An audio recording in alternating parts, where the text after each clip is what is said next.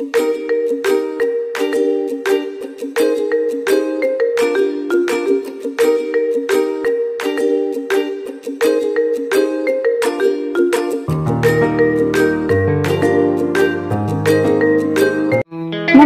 मी शुभांगी स्वागत करते तुमचं शुभांगी स्किल्स रेसिपीज मध्ये।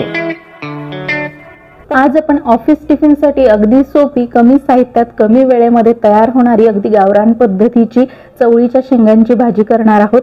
इथे मी 1 पाव चवळीच्या शेंगा घेतलेल्या आहेत। चवळीच्या शेंगा ह्या चांगल्या कवळ्या निवडायच्या, म्हणजे त्या चवीला चांगल्या होतात। अगदी बारीक बारीक शेंगा निवडायच्या।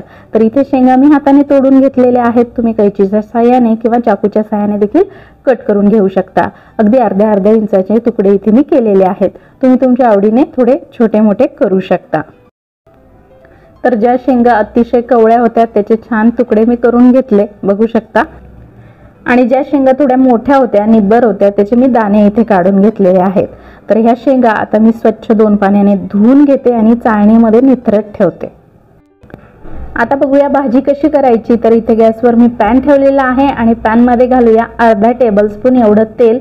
तेल चांगलं गरम होऊ द्यायचं आणि तेल गरम झाल्यावर यामध्ये शेंगा घालायच्या आहेत। तर शेंगांचं पाणी पूर्णपणे निथरून गेलेलं आहे। आता यामध्ये चवीनुसार मीठ घालायचं आहे आणि मोठ्या आचेवर ह्या शेंगा 2 ते 3 मिनिटं चांगल्या परतून घ्यायच्या आहेत। या प्रोसेसमुळे शेंगाची भाजी चिवट बनत नाही आणि मीठ टाकल्याने शेंगा मस्त चवदार लागतात। तर बघू शकता, मोठ्या आचेवर 3 मिनिटं ह्या शेंगा मी इथे परतून घेतलेल्या आहेत। 3 मिनिटांनंतर शेंगा बघू शकता आकाराने लहान झालेल्या आहेत, आकसून आलेल्या आहेत। तेल देखील त्या शेंगांनी शोषून घेतलेलं आहे। तर आता पॅन मधून शेंगा काढून घेते आणि तोच पॅन परत गॅसवर ठेवलेला आहे आणि पॅन मध्ये घालूया 1.5 टेबलस्पून एवढं तेल। तेल गरम झालं की घालूया अर्धा चमचा जिरे। त्याचबरोबर घालूया हिरव्या मिरचीचा ठेचा अर्धा चमचा। तर ह्या मिरच्या चांगल्या तिखट होत्या म्हणून मी अर्धा चमचाच ठेचा टाकलेला आहे।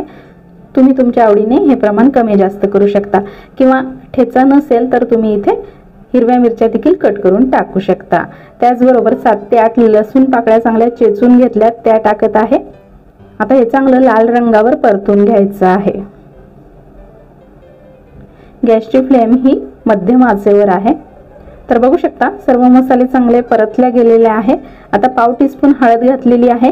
हळद देखील तेलामध्ये परतून घेऊया आणि त्यानंतर यामध्ये ह्या भाजलेल्या शेंगा घालायच्या आहेत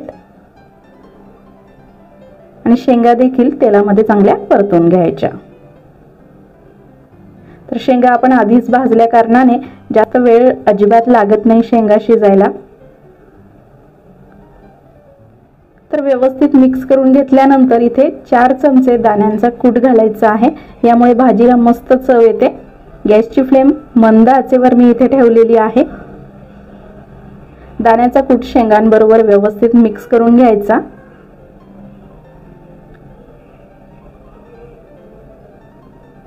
आता व्यवस्थित मिक्स झाल्यानंतर इथे थोडंसं पाणी घालायचंय। साधारण 2 टेबलस्पून इथे पाणी मी घातलेलं आहे, जेणेकरून आपली भाजी खाली लागणार नाही। पाणी टाकल्यानंतर इथे मी गॅसची फ्लेम मोठी केलेली आहे। तर बघू शकता मोठ्या आचेवर परतल्याने 1 मिनिटात पाणी पूर्णपणे आटून गेलंय। आता चवीनुसार थोडंसं मीठ घातलंय, आधी देखील मीठ टाकलेलं आहे, ते लक्षात ठेवून मीठ घालायचं आहे। मीठ टाकल्यानंतर एकदा व्यवस्थित मिक्स करते। आता गॅसची फ्लेम पूर्णपणे मंद आचेवर ठेवून 2 मिनिटं वाफ काढायची आहे। तर बघू शकता इथे 2 मिनिटं झालेले आहे।